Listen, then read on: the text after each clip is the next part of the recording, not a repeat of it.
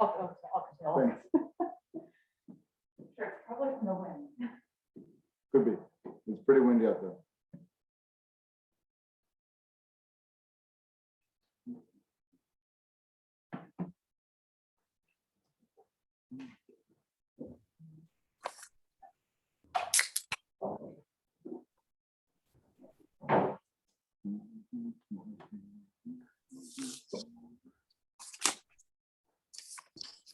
Hello, everyone.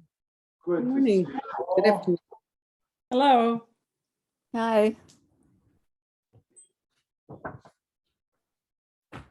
Hello.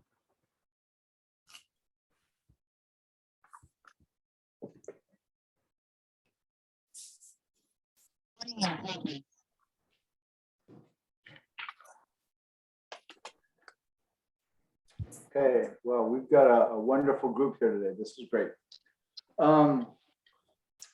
Let's get started with our song for today. So our topic today is prayer. And the pinnacle moment in the Jewish prayer service is called the standing prayer, the Amidah. And this standing prayer is a combination of liturgy and contemplative work as we discern what's up for us. And there's a song that we often sing in Jewish communities that introduces this standing prayer. And Ezra, if you could go ahead and put in the chat the words for this song, that would be great. And there you see in the chat, Adonai sefatai tiftach ufi yagid tehilatecha. The translation for this, oh God, open up my mouth as I begin to pray. And so what I want to say about Jewish prayer is the secret to Jewish prayer is being intentional. When you can bring intentionality to your prayer life, you are perhaps going to be more successful. So, Ezra, why don't you kick us off? I guess. That was me, sorry. And we're dropping stuff in the chat, I can't see it very well, so. Yeah, so this start that sentence over. This tune is the opening to the prayer. It goes Adonai sefatai tiftach ufi yagid tehilatecha. Adonai, open up my lips that my mouth may declare your praise. So what I'd like you to do now, even on mute, is we're going to ask Ezra to sing through this one more time, and I will mute myself as well. And I'm going to ask you to stand up. So stand up, rise as you're able. Sorry, I say this in synagogue. And let's sing it through with Ezra as they lead us through. Open up my lips. Adonai, open up my lips that my mouth may declare your praise.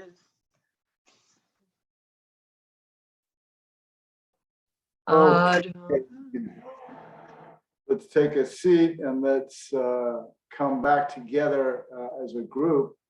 And what I'd like to do before we dive into today's topic of prayers, I want to talk about the next Jewish holiday, which is coming up next week. It's called Purim. So I want to just talk about Purim for a few minutes to say it's coming up, and we should keep our eyes and ears open because calendar dates are going to be coming up that you want to pay attention to. And B, we're going to have a Purim session. We'll do a little bit of Purim study next Sunday. So half of our class next Sunday, maybe a third of the class will be dedicated to the holiday of Purim. Purim is, let's think about Mardi Gras and Carnival, right? Those are the big holidays happening right about now. This is spring fling. This is kind of like spring break is another way to think about it. This is kind of a Jewish version of Mardi Gras.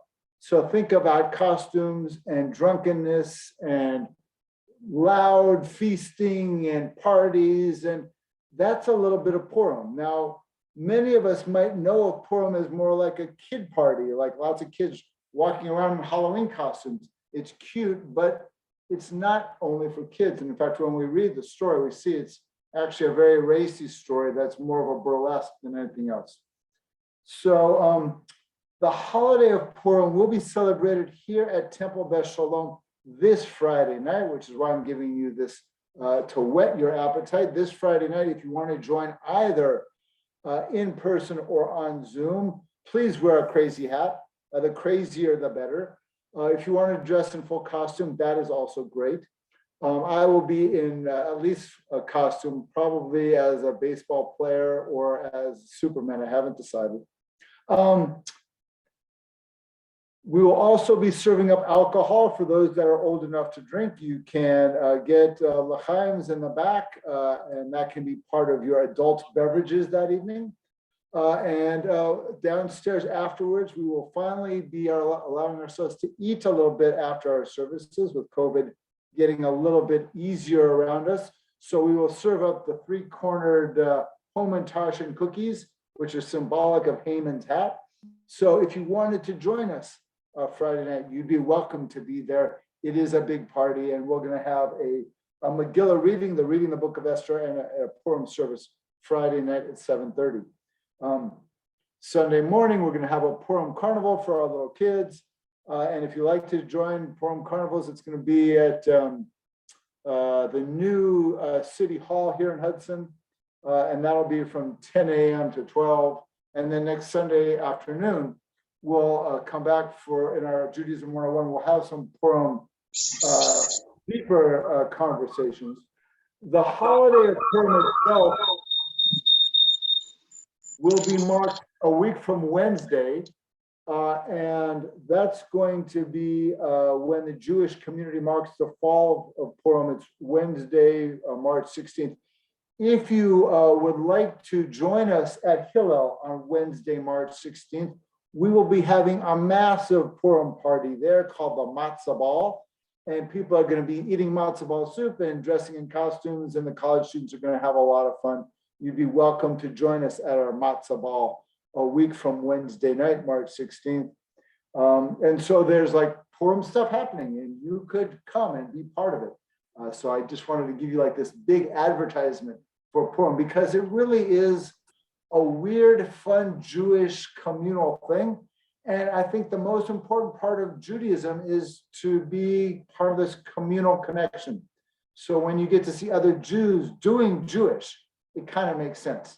Ezra and I can sing and talk a lot, but to watch us do our Jewish stuff in Jewish communities, you kind of get it. You go, oh God, that's what this is all about. Okay, so that's kind of my 3 bits on Purim. Now what we're going to do is kind of transition to a session on prayer. And before we dive into any teachings about prayer, I want to kind of do a check-in with each of you. So most of you guys are on Zoom tonight. That's fine. I'm going to ask you to put in the chat something that is new or good for you, or something that cropped up in the readings that is meaningful for you that you'd like to bring to the group. So take a second and type something out in the chat, either something new and good, or a question or a comment that might have cropped up from the readings, or maybe from our last class. And as you're doing that, I'm going to turn to Jennifer, who's here. I think we have one other person joining us. Oh, yay. So Len is coming in. But I'm the only one. Enough seats to choose from. So Jennifer, what's new or good for you? Oh, gosh, I don't know, new or good. I guess I had a fantastic yoga class. I found a new teacher that is very much into embracing mindfulness during the practice, and That's great. been enjoying it. Wonderful. Len Rose, what's new or good for you? Well, I am enjoying the brief change in weather. I took my little car out yesterday and started looking for some of the, only found 3 of them. There are 18 covered bridges in Ashtabula County. I found 3 of them yesterday. The longest one and maybe in the world, but the longest one in America is up there. I missed the shortest one that's only, I think, 18 feet long, Huh. but not exciting roads, Okay. not exciting scenery, but it was great to be out in the car. Yeah. And I took it out again today, so I'm happy, and it goes back in the garage because the weather's getting too cold to use it. Yeah, right. It's dangerous. It's just got summer performance tires, can't go under 40 degrees. Got it. So Ezra, why don't you run us through some of the chat comments? Of course. So we have someone saying that they really enjoyed this breath of spring and seeing good friends. Someone saying that she got to visit with her daughter who came home from Denver. Someone is again enjoying the warmth and sunshine. Someone took their puppies to the dog park for the first time and sent a picture of the dogs in the chat, which I will share. Oh, very cute. Oh, I think I saw them on Saturday. And then some information about the readings. Someone's saying that during the readings, they found out that Jewish prayer action may require you to take action, like bowing at the waist. And someone else saying that they felt overwhelmed with all the information about prayers and liturgy, but it was consoling to see what authors said about it being a personal experience in the communal. So for those who can't keep up with the reader, it's okay to just be able to say amen with the group. And also, that same person got to see a very cute cat this past week. Perfect. Thank you, guys. So let me kind of hit on Josh's question about rising and bowing. There is a couple bowing moments in Jewish prayer, and I won't dive too deep into this, but last week we were talking about Muslim Spain, or was it the week before? The week before, I guess. We know that Jews and Muslims both used to be bowing people. We know this because North African Jews called the Sephardi, every month before Rosh Hashanah spend a month bowing on their foreheads, just like their Muslim brothers do. And what we realize is that we all used to be bowing people like that, and Jews just got a bit embarrassed by it and took bowing out. We keep it in for two specific prayers. For the Amidah, as I mentioned, Adonai Sefatai Tifta. At that moment, the next phrase, Baruch Atah, you bow in your knees and you do a big bow towards the west, towards Jerusalem. I'm sorry, to the east, towards Jerusalem. And then also at the Aleinu prayer, you also give another bow and you pray for a good future. So there is some bowing choreography that is part of the Jewish prayer service. And the other piece I wanted to hit on, we'll kind of tap on this next time about shuckling, is that Jewish prayer is embodied. And we don't often think about prayer being embodied like yoga, that part of why yoga can feel so meaningful is its embodied nature. When we can have a prayer experience that is not only vocally present, but embodied, it resonates in a more fuller way and just impacts us in a deep way. So it is not a yoga. It's not that. It is, though, a process of being physically engaged in the praying pieces. And so we'll dive a little bit deeper next week. Go ahead, Lynn. I know you're doing more on Shokling next week, but I can't stop it for right now. There is a Canadian Talmudic expert and rabbi. What's that noise? Somebody's got full audio on. Okay, so this rabbi, Talmudic scholar in Canada, said the reason for Shokling is there weren't enough books. So you had to move left and right so you could see what was on the books. Cute. Okay, more on Jewish prayer movements for next week, but we will be diving into the architecture of Jewish prayer today. Let's see, I want to now do like a quick overview on Jewish prayer for you, just to get oriented into this, because when we use this term prayer, we kind of think of the Christian term. We kind of think of spontaneous prayer and, singing songs and doing the things that Christians do. And what we realize is much of religious life is defined by Christian experience. And so while Jewish prayer does mean the word pray, it also has a more complex and I think deeper resonance when we see the Hebrew word. The Hebrew word is not pray, but actually tefillah. Tefillah means self-discernment. So if I'm rising in prayer, and the goal is not just to pray, but to notice what's up for me as I'm rising in prayer, then it becomes this fascinating inward journey. Oh, it is about what's up for me. How am I doing in my body? How am I doing in my heart? How am I doing in my head? How am I doing on my soul's level? And we talked about those 4 levels of human existence from the mystics in Sfat. And so using that as like a very interesting template, we're going to look at that 4 levels experience in a minute when we dive into a text together. But I want to say that this idea of prayer is more than the Christian concept, and it is about not only that inner journey, but it's also noticing your voice in the community, as people were mentioning in the chat. When we sing together, something magical happens. We notice, we move beyond our own stuff to what the group is doing, and the group's song becomes our song. And so I think there's like a couple different levels that these Jewish prayer ideas work on.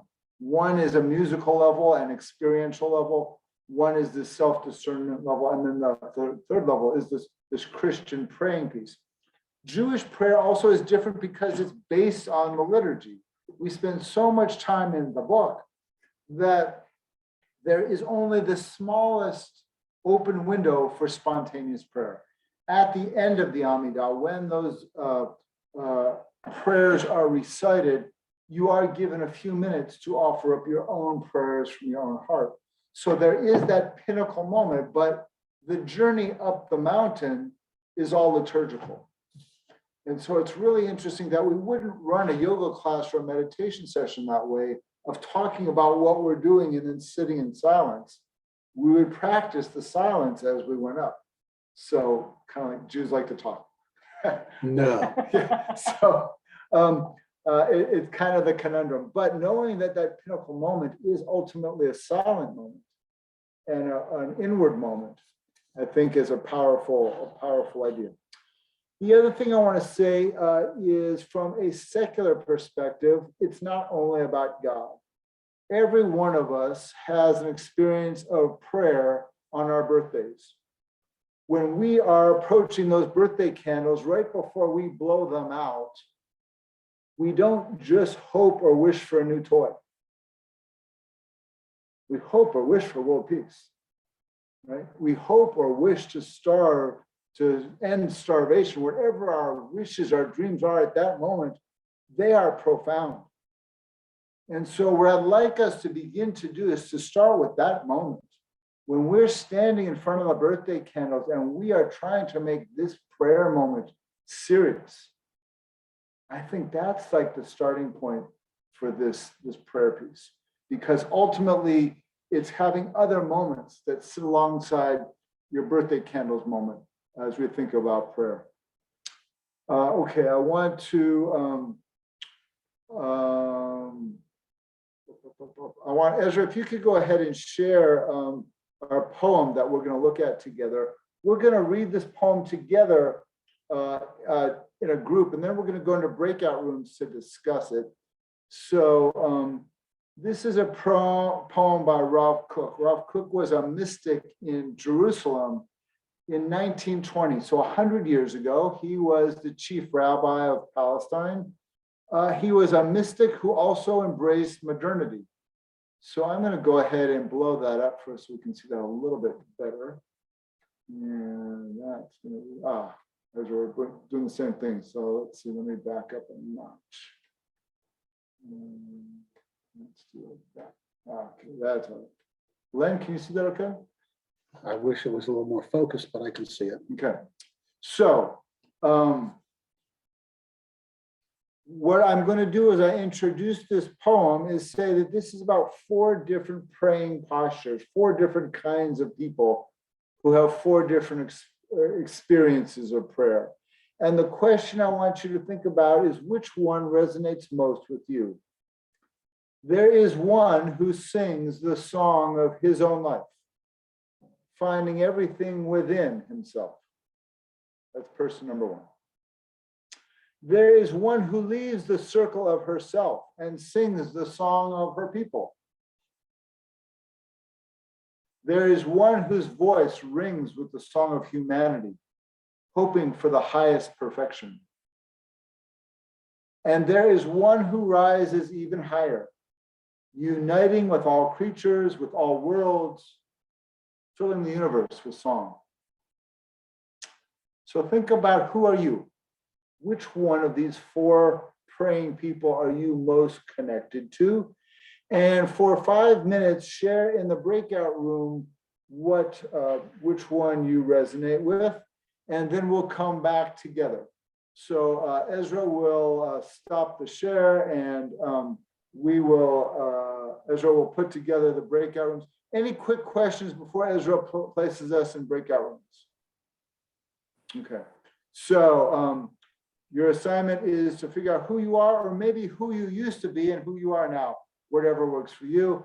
And then Ezra will place you guys in breakout rooms. So we will come back together in about 5 minutes. Have a great discussion. Okay, so we can start here. Let's put folks in. Hi. Hi. So Are we still doing masks or not? optional. Oh, People would have. The I opposite. was sitting in the park till 3:30 with my dog, I did that yesterday. and I took him yesterday in the car for the ride around Northeast Ohio. Because I did love when I started doing the trail and I went down like the one path and it was straight ice and I was like, what did I just get myself into? Of course, it was the only patch, so that was good. I like your group. It's just not or something.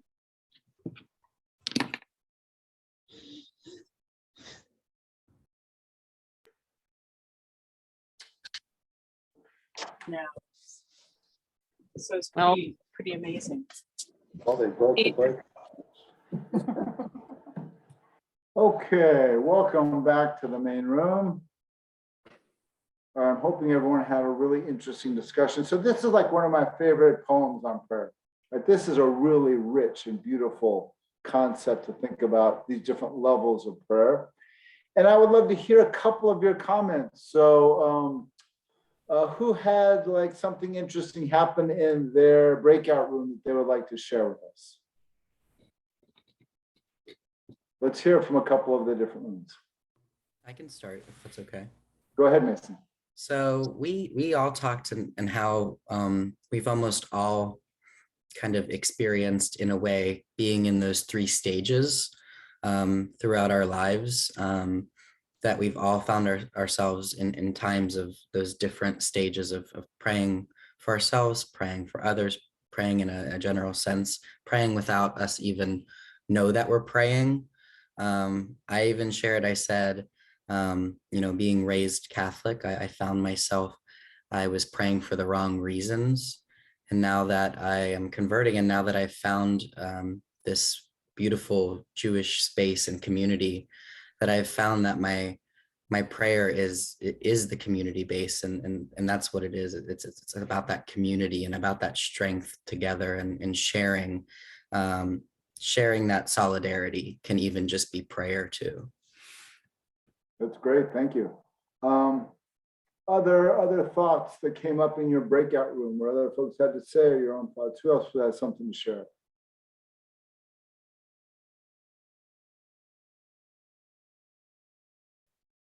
We were talking about the various levels and where you experience them, and we were kind of saying it was more, how do you reflect, is more of a question, between if you're in synagogue and you're reading something somebody's written, as opposed to, I don't want to say communing, but how do you make that kind of leap to more of a connection to things emotionally when this stuff's in front of you and you're just kind of reading it in a group? Yeah, Steve, it's a really great question. I want to tease that out because there's a great power in your question. Abraham Joshua Heschel, who wrote The Sabbath, and we talked about him last week, he challenged American Jews and by extension all Americans to leave their houses of worship and go outside, especially on beautiful days. Because when you're outside at a park, at a lake, at a stream, looking at trees, you might have a very different relationship to the trees and the birds and the awe of nature than you have in your house of worship. And so he said to foster this awe, AWE, we should get outside. We should spend much more time exploring our relationship to nature. And I think, Steve, this is a very, very important part of this, that sometimes when you and I are on our bicycles or when joggers are running or yoga folks are doing their yoga work, there's an experience of the world that is almost transcendent because we're interacting with so much that is connecting us, whether it's the breeze and the climate and the song of the birds. And so I do think there are ways to think about our spiritual experiences on mountaintops, at beaches, on bicycles that are deeply connecting, that are something similar to what happens when we're in a house of worship with a prayer book in our hands. They don't seem similar, but I do think there's something that happens in our mind's eye and in our experiences that say, okay, I can learn something from the words, I can learn something from the experience, and maybe I can learn and hold them as similar and say, when I exercise, this is what gets me grounded and clear. When I pray, this is what gets me grounded and clear. And so I do think structurally, it's a very beautiful question you're raising about noticing that there's different ways to connect, to commune, and how can we learn about our own practices of communing from these other experiences as well. Glenn, go ahead. Yeah, what I was just hearing though is the difference between prayers that are rote. They're in a book, WROTE, and because they are rote, WROTE, they become rote, ROTE. And it's a whole different thing. But in this book we were reading, Essential Judaism, they comment about, and I've seen it, I've been in their synagogues, in the Orthodox, they're reading from a book. They have prayers that are printed, but each one of them uses it as a sort of a guide down the highway of prayer. And each of them is driving at a different speed and crossing over the yellow line. And that's why it's such cacophony, and they find their own expression in it. I can't do it that way, but that's happening.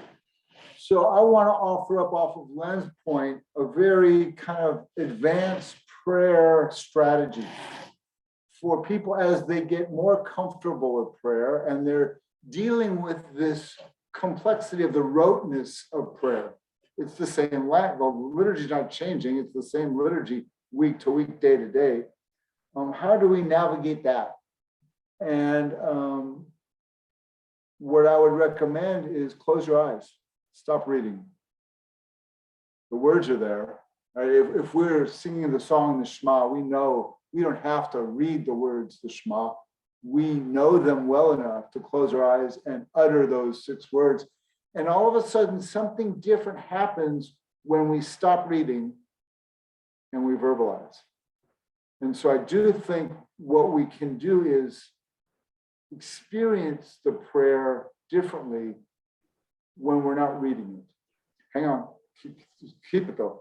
One thing that Jennifer raised in our breakout room was this idea that my comment was that part of Jewish prayer is to be verbal about it.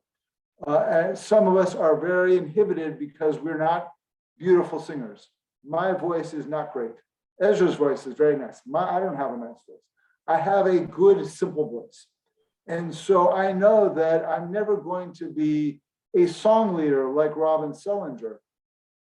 But I do think that for me, singing is a way into the experience of holiness in prayer. So I'm not going to be inhibited, even though I know I don't have the nicest voice. Jewish prayer is never about who sounds the nicest. It's never a performance. It's about offering up your words on your heart and finding your voice inside the prayers. And I call this advanced stuff that we'll talk about next week, owning the words, right? This is how we can own some of these complex ideas and make meaning of them. We'll taste a little bit of that next week, but it's not easy. Lena, What about words that are prayers that are not prayers? I only keep thinking about what I always heard as a kid, all the older relatives, they had two words they were recurring all the time, sei gesund, be healthy, be well. And it was almost like sharing a prayer with the people around them. Yeah, I think sei gesund is like Shabbat Shalom. I think they're prayers as well. I feel them as prayers alongside other things. Right, for those who don't know, that's Yiddish. Sei Well, gesund. even the word goodbye, right? Goodbye is God be with you, right? Yeah. So saying goodbye initially meant go with God. And you're not allowed to say goodbye when you're sitting shiva. Okay, other comments from the Zoom room? David, I saw a hand. Yeah, well, this is about what you said about the rabbi who said, get out and look at the profoundness of your environment. Yeah. I had a very huge experience once. It had to do with some, maybe it was from some psychedelic experience though, but it was, David's had a lot of them. We've talked. well, no, I was facing the ocean and I looked out and I said, the ocean always was this way. And then I turned around and looked at the civilization behind me. And I said, yeah, the civilization was temporary, but if I look back 1,000 years ago, maybe that civilization was not there, but the ocean always was. And I turned around, I looked at the ocean, it always was. I turned around, I looked at the civilization, just temporary.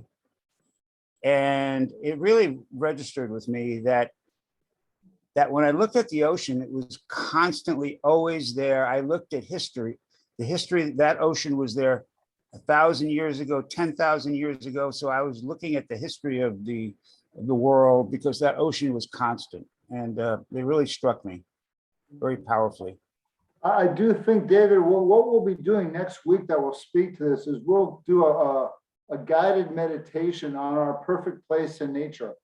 And I do think something happens when we get to visit those perfect places in nature, something deeply grounding and deeply profound in our insights happens when we have those experiences. So we'll be connecting that to that next week. But thank you. It's a wonderful story. Other thoughts from your breakout rooms about which of these prayer modes fit you? I'm interested to know which were the most popular in the different rooms. Amy, go ahead.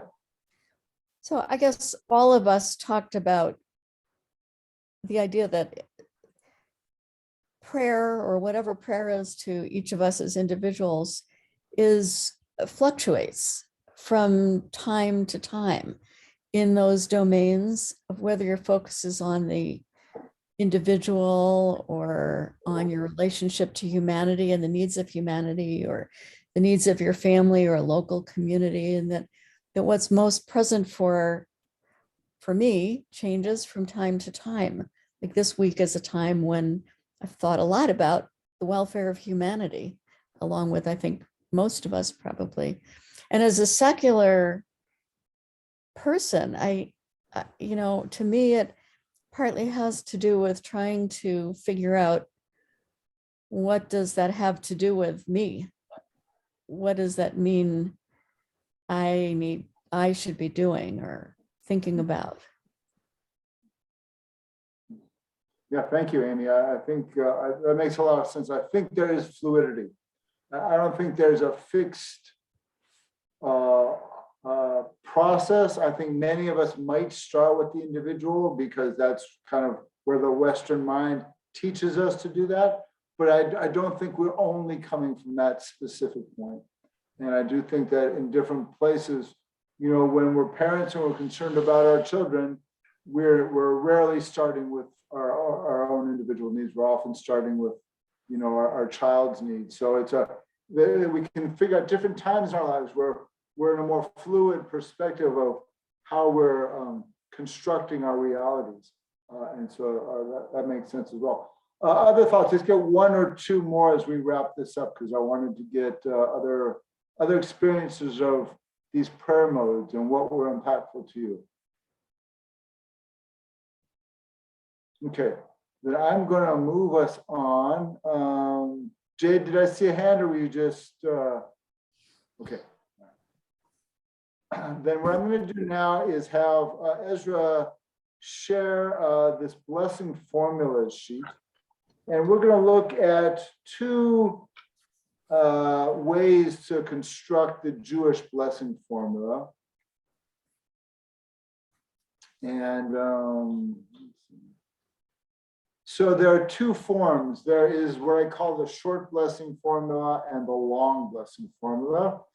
So the two lines of the short blessing formula is Baruch Atah Adonai Eloheinu Melech HaOlam. So I want to break out these 6 words because it's one thing to say Baruch or blessed, but the word Baruch also means kneel. Your knee is your Baruch. Oh, getting back to postures, it's the way you bless God is to kneel. That's fascinating. Baruch Atah Adonai, blessed are you, Adonai. We have to be very clear about who is the you we're talking to. And going back to our God language last week, in the last 2 weeks, what is that internal conception of God that we're holding at this moment? And more heretically, is it a you? There's a concept among the Jewish mystics called the nekudat pnimit, that every human has a soul. Inside every human soul is a spark of the divine. So for the Sfat Emet who wrote about the nekudat pnimit, he might say, Baruch atah, blessed are you, spark of life inside my soul that connects me to the heavenly realm. And all of a sudden, that's a very different kind of a you.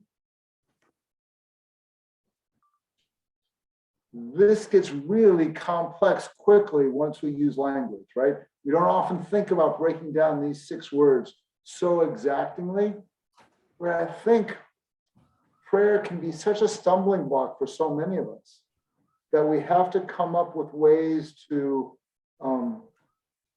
break down the individual parts. So we are at this first phrase, Baruch Atah Adonai, and now I want to focus in on that 4th word, Eloheinu, our God. And in a Haggadah I got a couple of years ago, they translated this as the God of us. I like that so much better than our God. It's just more informal. But it's really a very interesting way to think about the God of us. Who's the us that makes up us? Who is the group that we are saying is the we? Is it all the Jews? Is it all the Jews and the non-Jews they're married to? Is it the Jews, the non-Jews, and by extension, all of our Christian neighbors? Is it everybody in Hudson and everyone in surrounding Northeast Ohio? Who, we begin to lose the language once we try and figure out who our us is. Quick one. The us is whoever accepts it. But what I'm confused about is the necessity to make it so complicated. Who's the conversation with? It's between you and God. God knows who God is. So it's all for us to try and understand it and then mystify it and then confuse us. It's too much. The next part of this is, I think, the stumbling block that many women run into, and by extension, not just women, but LGBTQ, Melech HaOlam, the king of the universe. We don't have a king anymore. This is a metaphor that might have worked 1,000 years ago really well, but rings pretty hollow to some today. So what do we do when these metaphors feel stale and outdated? Some of us find other metaphors. Some of us use the old ones and know that they have shifted and changed, and they're not bothered by the shifts and changes. But the other part of this isn't only that we're talking about a king, we're talking about a male king. And what happens when our religious ideals are of a patriarchy? And what if we need to have something that's not a patriarchy? So as a devoted feminist, I want to say there are ways to reframe this phrase, Melech HaOlam, and we can come up with the phrase I like is Chei HaOlamim, the source of all the worlds. So often in my private prayers, I switch back and forth from Melech HaOlam for some and Chei HaOlamim for some. And I'm always kind of playing with that idea that sometimes God for me is the language of the prayer book, and that's fine. And sometimes I need more, and that's also fine. Well, it's confusing because according to the book, it used to be patriarchy and then became a matriarchy for determining if you're Jewish. And that's a big shift. Yeah. Anyway, this is what we call the short blessing formula. So for instance, when do we use this? When we're blessing our foods and our drinks. So when I want to bless the bottle of water before I drink the water, I say Baruch Atah Adonai Melech HaOlam, and then I add the thing I'm blessing. This is Shehakol Nihiyeh Bivaro, for everything that God has made by His word.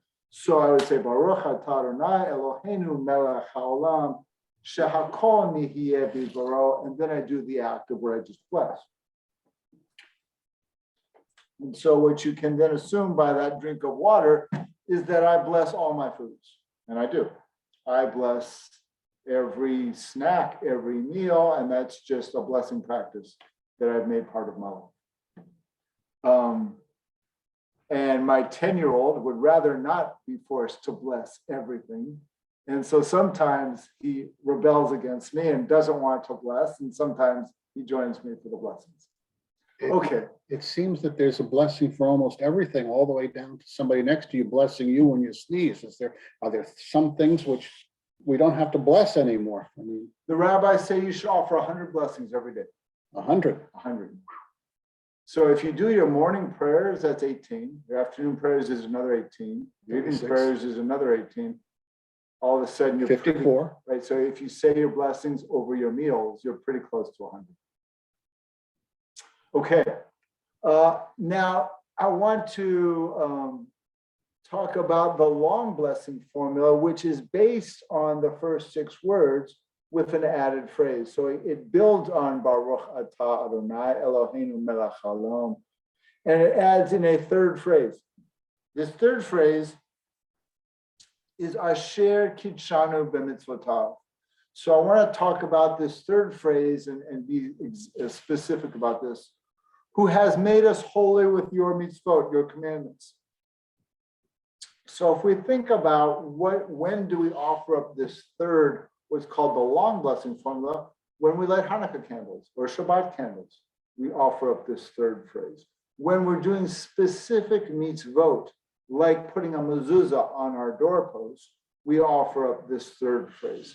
So blessing water is not commanded. You are not commanded to drink water. You're not commanded to eat bread, but you are commanded to light the Shabbat candles. And so there are the specific, what's called the 613 commandments. When we're engaged in those, that's when we add in this third formula. And what we can see on our sheet is an example of putting all of these together with the item that we're blessing, which is to light the Shabbat candles. So there you see the entirety of the prayer and how it applies to the example of Shabbat candles. I want to ask if there's questions here about the short formula or the long formula. So any specific questions here in this quick conversation?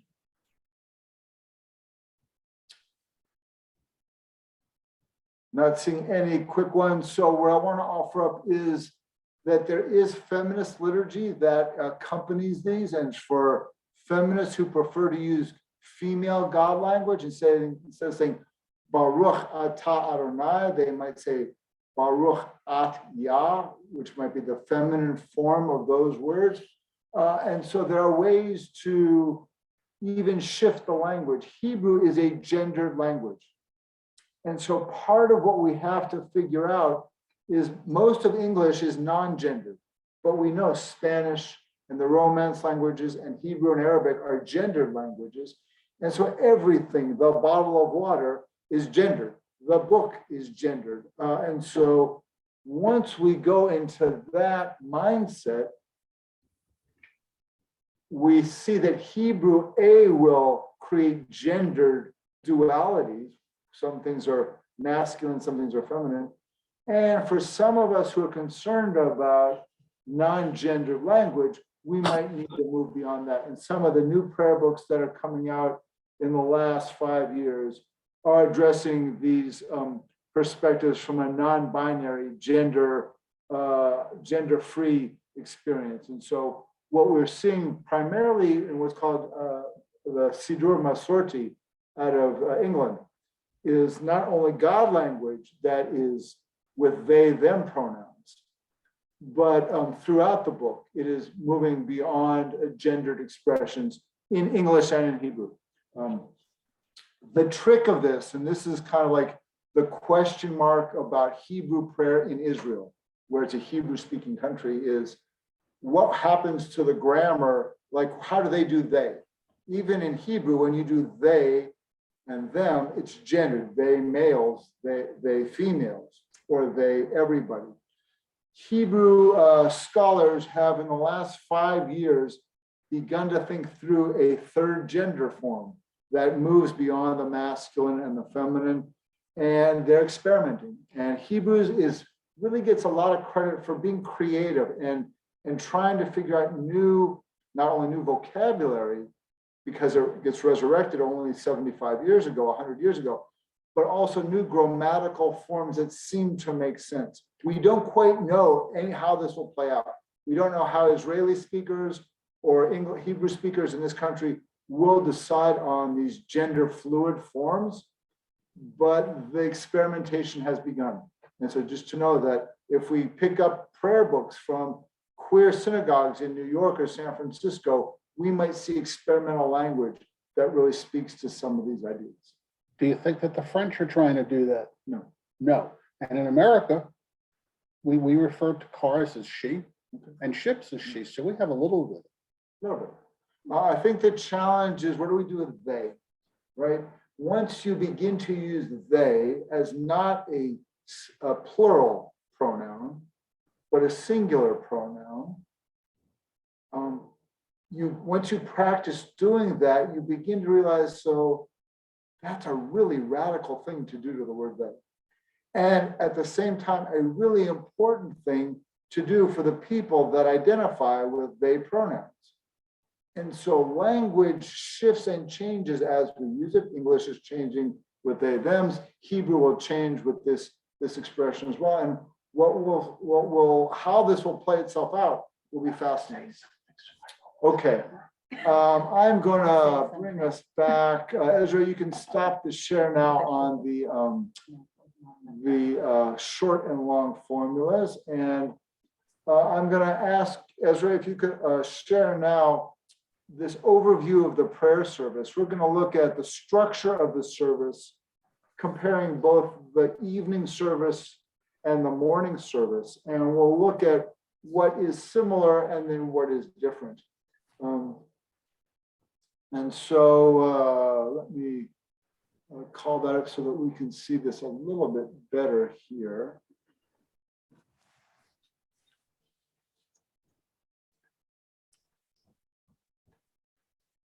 So we've got this daily Jewish prayer service overview. And one thing I want to say about this overview is the experience of the prayer services in the morning and the evening couldn't be more dramatically different. The evening prayer service on a Friday night is about letting go of the week and welcoming in the Sabbath. And it feels very refreshing and very superficial, but very meaningful. The prayer service for the morning, specifically on Saturday morning, is longer and more structured. And at the same time,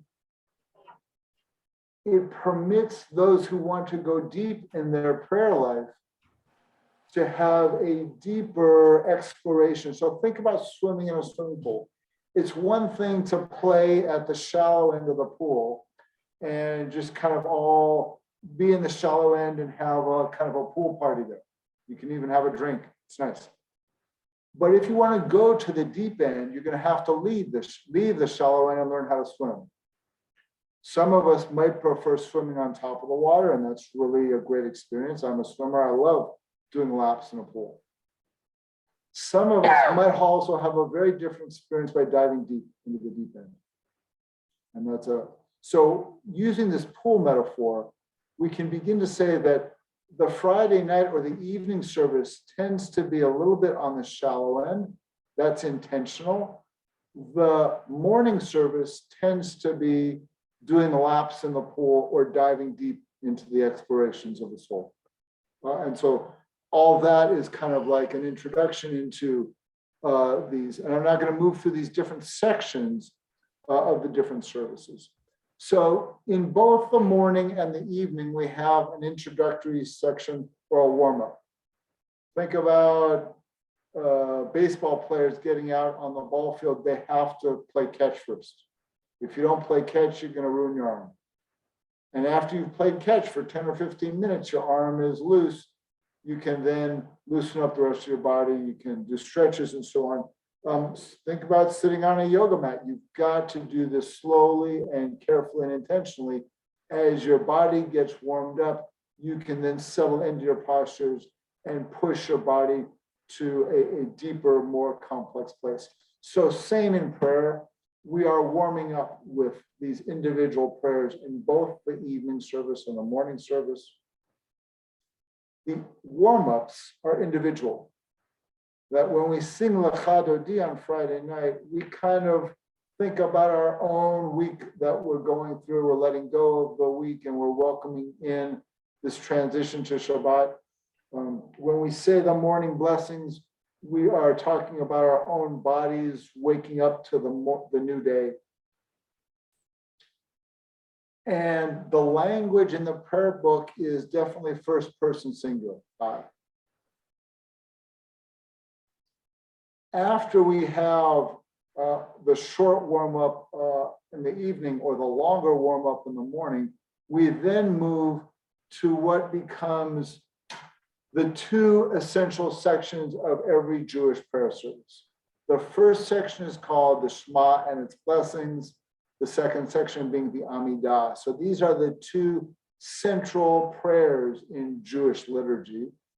And the first one I'm going to talk about as a series of blessings.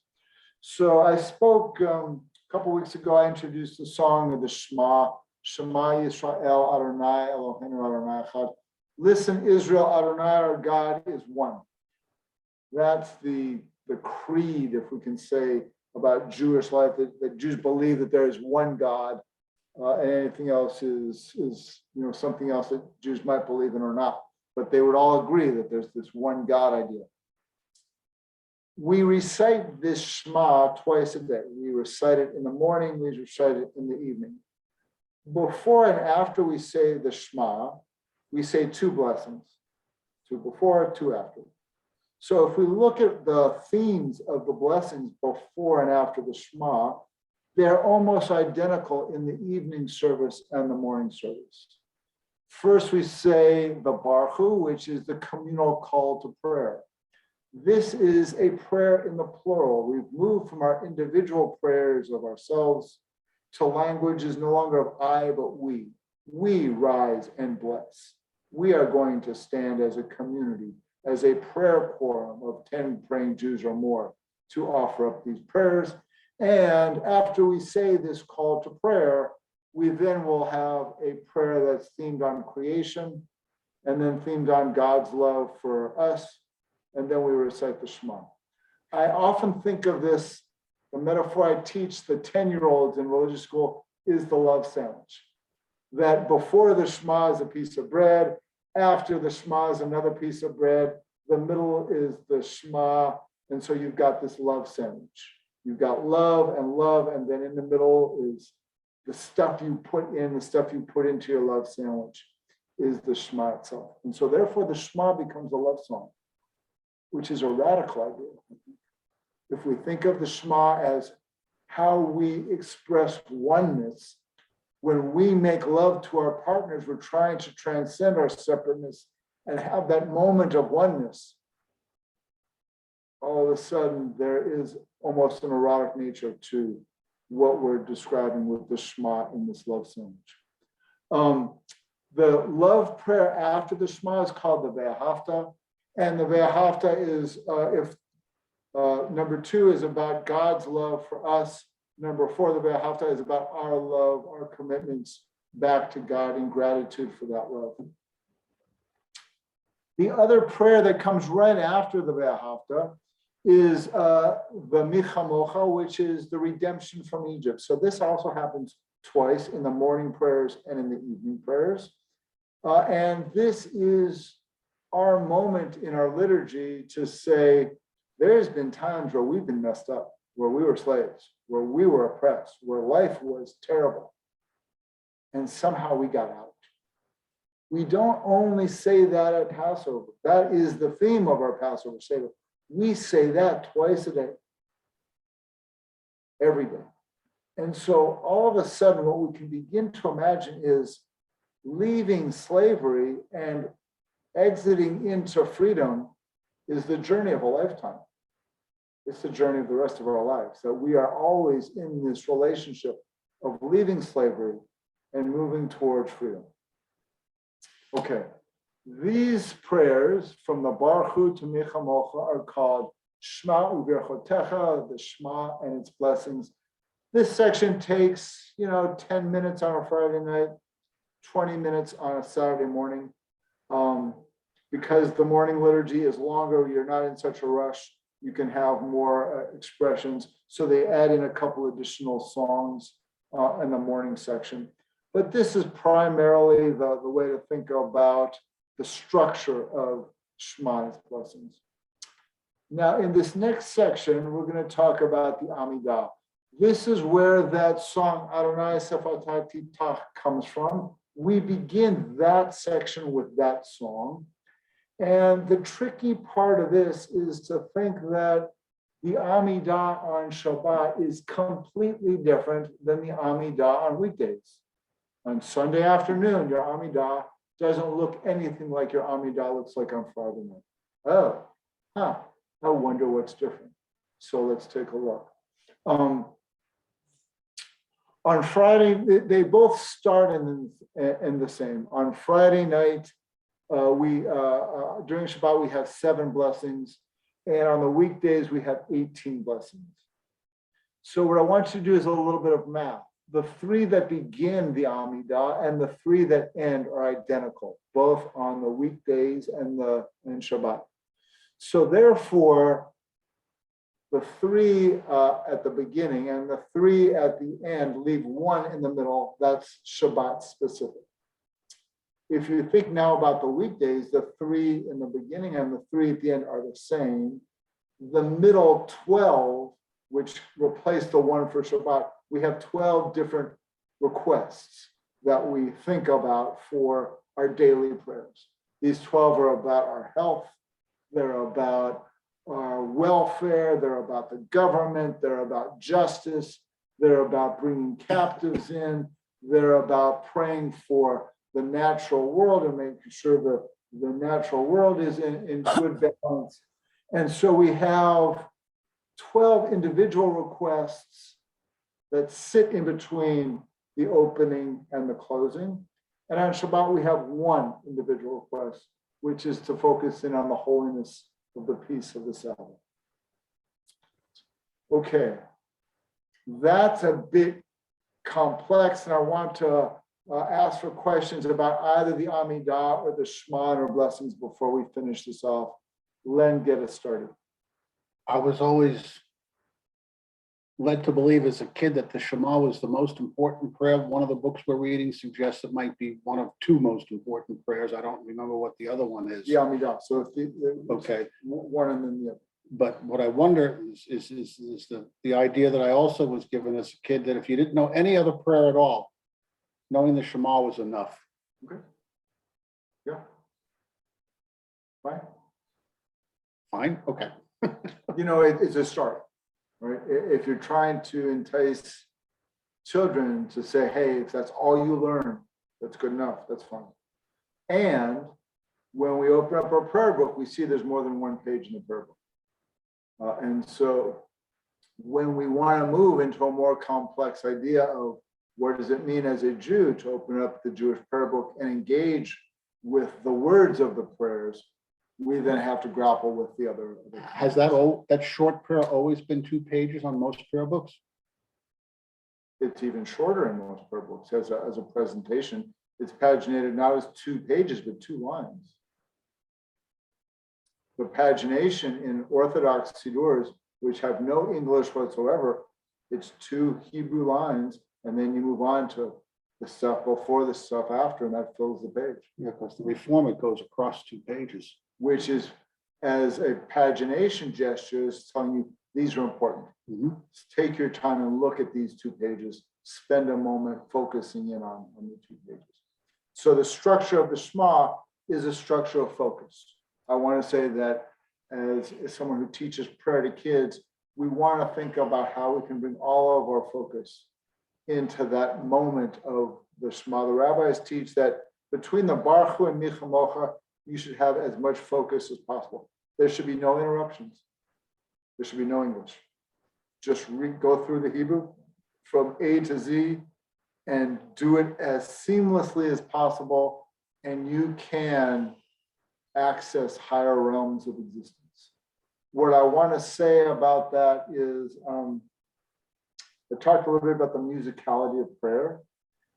When we think about those Hebrew prayers that we might encounter in either conservative or Orthodox setting that are all Hebrew, and it sounds like droning, they're just, what we can say musically is it might be best understood as one long chant, where the words aren't changing, and that inside the chanting of this long extended chant, we are resonating and allowing the words to move through us in a way that grounds us and allows us to connect to the ideas in the different words. And so the musicality of a chant, for anyone who's been in a kirtan, and this kind of call and response chant, you get this sense of moving past yourself to the group as we're all singing together. I want to say Jewish prayer is about this as well, that musicality of singing together, whether it's in this chanting or in just the words in the liturgy, there is a fluidity that allows the participant to kind of swim in the fluidity and feel the resonances of one frame of the chant, the next frame of the chant, and then the one after that. Okay. Thank you. Questions about the Shema and its blessings, or about the Amidah and its structure as we're kind of deconstructing parts of this? I want to make sure I'm not rushing too quickly through this because it's a lot. Okay, I'm not seeing any urgent hands, so I'm going to come back to the document and we'll kind of finish this off. On Friday nights in some Reform synagogues, including ours, we do have a Torah service. It's a short one. It's intentionally short. We just do one aliyah here. In conservative and Orthodox settings, they do 7 aliyahs on Saturday morning. The Torah is read 4 times during the week. It's read primarily on Shabbat morning or Friday night. It's also read Saturday afternoon. It's read Monday mornings and it's read Thursday mornings. Those are the 4 prayer moments where the Torah is schlepped out and brought forward to the community. Thank you, Jen. I appreciate that. We don't do sermons in weekday prayers. If it's a Wednesday minion, we're too busy, there's no sermons. But on Fridays and Saturdays, we can move a little bit slower. So we add in some teachings or some sermons or some text study. But that isn't what's there, let's say on a Tuesday morning at 7 a.m. as people are rushing off to work. We also add in these Torah services a healing prayer or a prayer for our community, or as Amy mentioned earlier, a prayer for Ukraine, a prayer for the peace of all beings. That is part of our Torah service experience as well. But what happened to Sunday? What do you mean? I don't see Sunday up there. Monday, Thursday, Saturday, Friday. Torah services are Monday, Thursday, and Saturday. There's no Sunday Torah service. But is there any service on Saturday? There's a Sunday daily service. Sunday is like Tuesday or like Wednesday or like Friday morning. The Okay. Sunday service is identical to Tuesday morning, Wednesday morning, and Friday morning. Good question, thank you. And then at the end of every Jewish prayer service, whether it's an evening service or a morning service, a Shabbat service or a daily service or a festival service, we have these three concluding sections. One is the Aleinu, which is our prayer for the future. After we've prayed on our own well-being and the well-being of our community, we can then peek at the future and say, so what are our hopes, wishes, and dreams for today and tomorrow? Then we conclude with a prayer for the dead in our lives, and then we have some closing song, something to sing as we go down and have some sweet treats or to go about our day. This is the structure of a Jewish prayer service, and it is this structure does not matter much if it's Reform, Conservative, or Orthodox. They all follow the structure. The question goes, how creative or playful will they be with the structure? The Reform movement might skip the creation prayer #1 occasionally for time, because we're doing so much that night, we might skip a few of these. But the structure, the frame, if you will, of the service is intentionally identical as we compare the different movements. Okay. So Ezra, if you can end your share screen, thank you for that. I want to bring it back to now some questions that you have about prayer. And again, this is the what of prayer, the what, the how, the when of prayer. We're going to be getting to the why questions, hopefully much more so next week. But tell me some of your questions or comments about the structure or the what of Jewish prayer. So we'll kind of open this up for a few minutes to some of your questions. Cheryl, why don't you start us off?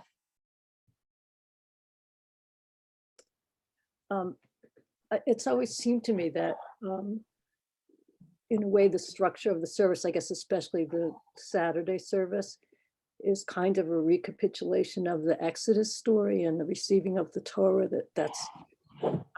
And I always used to laugh because in my experience in conservative temples, that people, if they were going to show up, they'd show up right before the Torah service. So that was the meat of the service. Yeah. And, carrying around the Torah and being able to interact with it, that was central to the prayer service. Yeah, so let me say a bit about that, Cheryl, because there's a beautiful thought that I want to highlight for everyone. At the Torah service, when we are going up, I mentioned this briefly, but to be more explicit, when we go up to bring the Torah out of the ark and bring it down to the people and walk through the community with it and share with the community and then read from it, we are reenacting that moment at Mount Sinai where Moses comes down from Mount Sinai with the 10 Commandments and then shares it with the community. So very, let's say, from the lens of a choreographer in a stage play, we are reenacting that stage play every Saturday morning. And so when I teach bat mitzvah and bar mitzvah students about their service, I actually use that language saying, at your bat mitzvah, you have to become the choreographer. You need to know all the different roles in this stage play because you're going to be filling in a few of them. You need to know the cast of characters, and you need to know when your time is up, because we don't have a stage manager or director pointing. You're going to just have to know. And so the script is set, and they like thinking about that role of themselves as stage manager and how they can figure out these complex moving pieces. They don't do that in the Orthodox, though, do they? Do what? They don't walk around with the Torah. Of course they do. They do. Or when they're reading the Torah, right? So Okay. I thought they didn't do the parade. they do they don't do that during the pandemic. We stopped doing the parades during the pandemic, but they do a hakafah. Okay. Are there questions about the Jewish prayer stuff that you want to, or a comment as well as you're thinking about it? David, go ahead. He's muted. David, take yourself off mute. I can't find the book, A Book of Life. Can somebody give me, I know somebody said it was on Amazon, but I've looked on Amazon and I can't find it. Strange where I got mine from. Yeah, some people have gotten it from Amazon. I would check again, David. I checked this morning. Okay. It could be that it's out of stock right now. I'm sorry, I thought they were playing. You can also find used copies. So maybe Amazon Marketplace, you could find some used copies. It's not even there. It's not even on there. Okay. I saw it yesterday. So Too expensive. But I would look around, David. I think it's a book that is both in hardback and paperback, Okay, and it's available. You might just have to do some hunting around for it. It's Okay. available and used when I looked yesterday. Yeah. on Amazon. On Amazon, at Powell's, through at Barnes and Noble, yeah, all the booksellers are going to have it. Okay, Other questions about prayer or Jewish prayer, other comments about prayer as we're going through this today?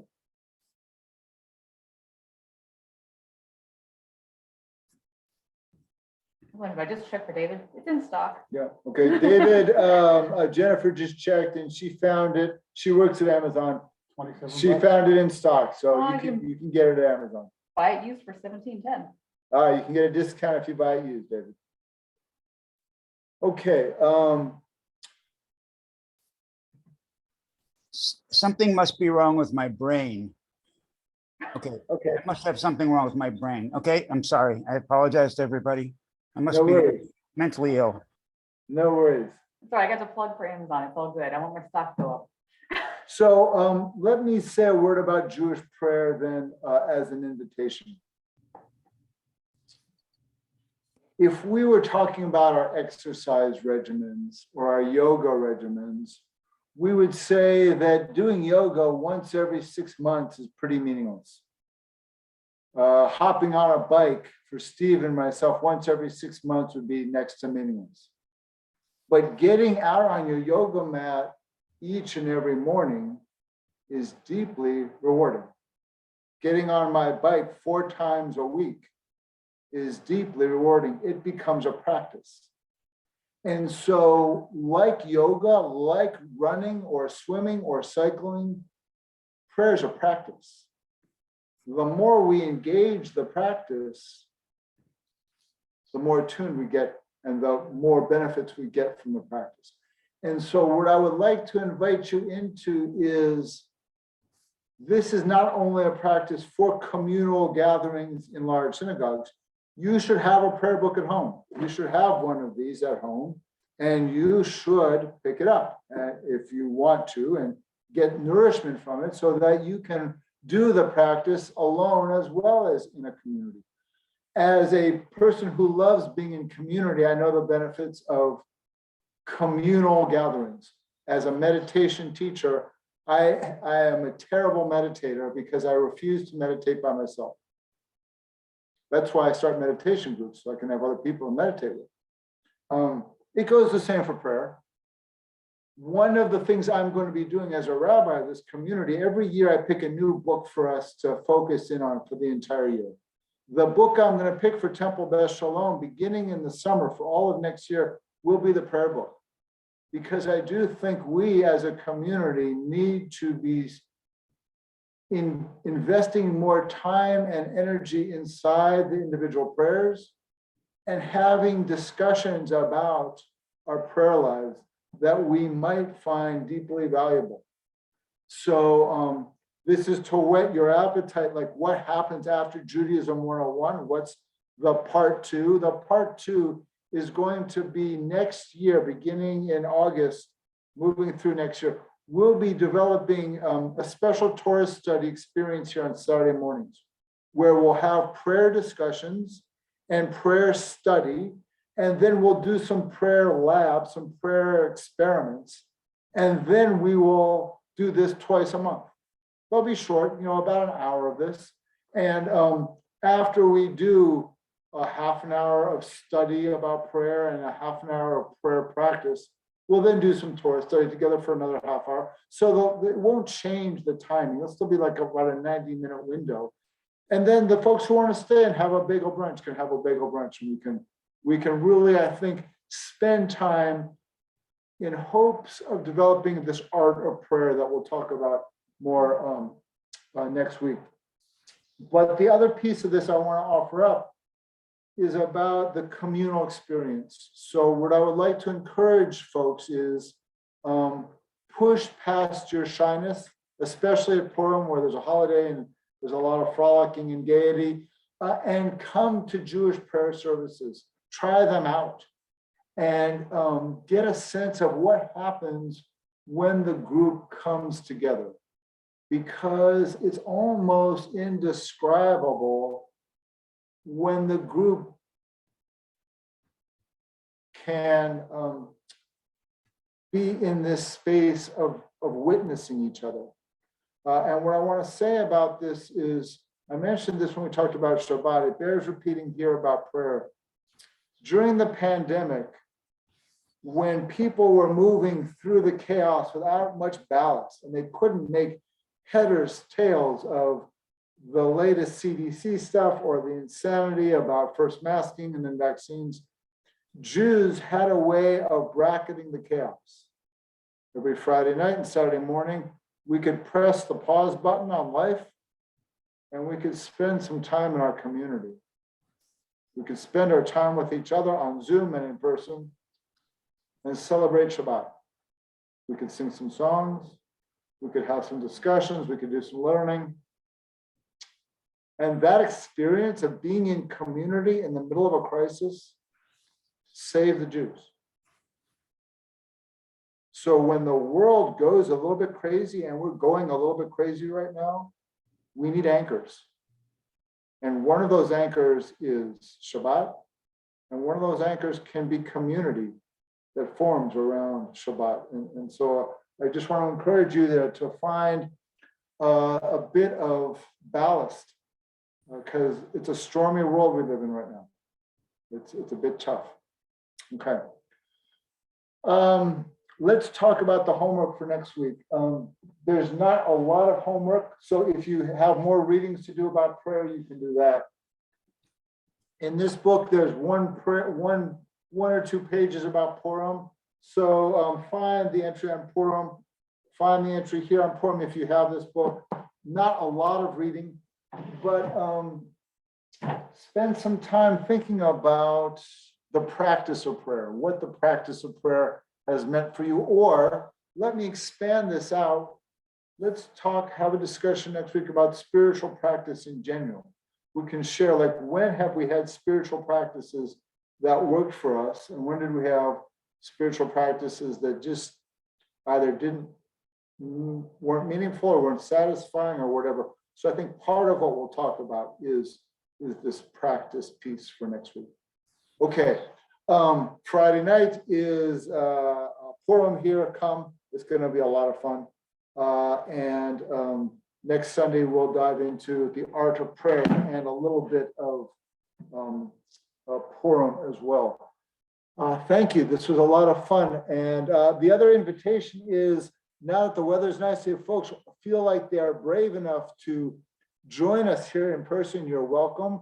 we have created a new COVID policy about in-person gatherings here at TBS out of our board meeting this morning, with masks now being optional. So if you are comfortable with masks being optional and you want to be in person, you're welcome. If that's still too much for you, prefer to be on Zoom, completely fine. No issues either way.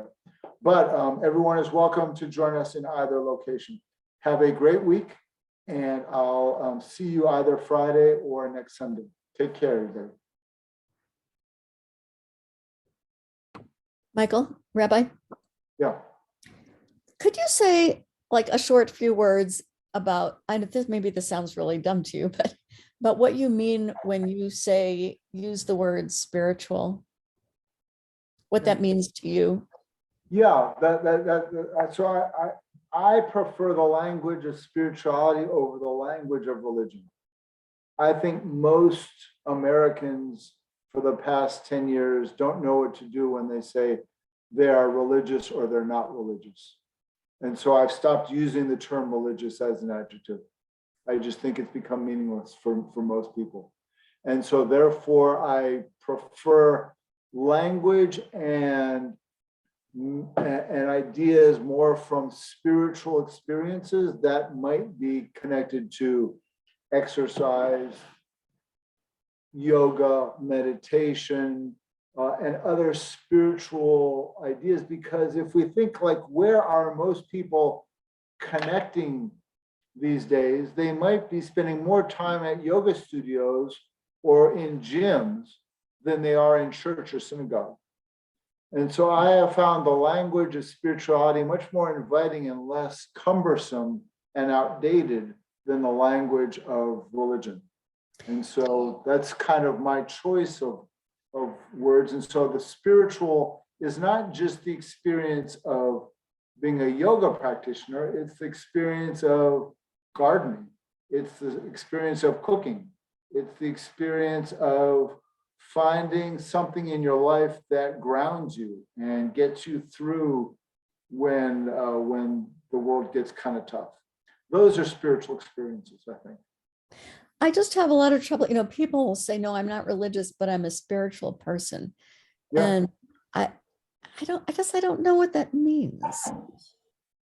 So I want to say, from as a person who used to be not religious but spiritual, for some people that means they don't do God. For some people it means they don't do dogma. For some people it means they don't do the religious practices that their parents has foisted upon them. So it's different baggage for different people. And part of this is a way to construct conversation beyond the baggage that we're carrying from our parents schlepping our burdens on us when we were kids. What about high holiday Jews? Whole other conversation. Len asked what about the twice a year Jews who show up for the high holidays? And even then, only on Yom Kippur, forget Rosh Hashanah. Yeah. But they're there. Okay, thank you for the fine question, Amy. I appreciate it. That was a lovely one, a good one to wrap up on today. Have a great week, everybody. Take care. Bye, everybody. Bye-bye.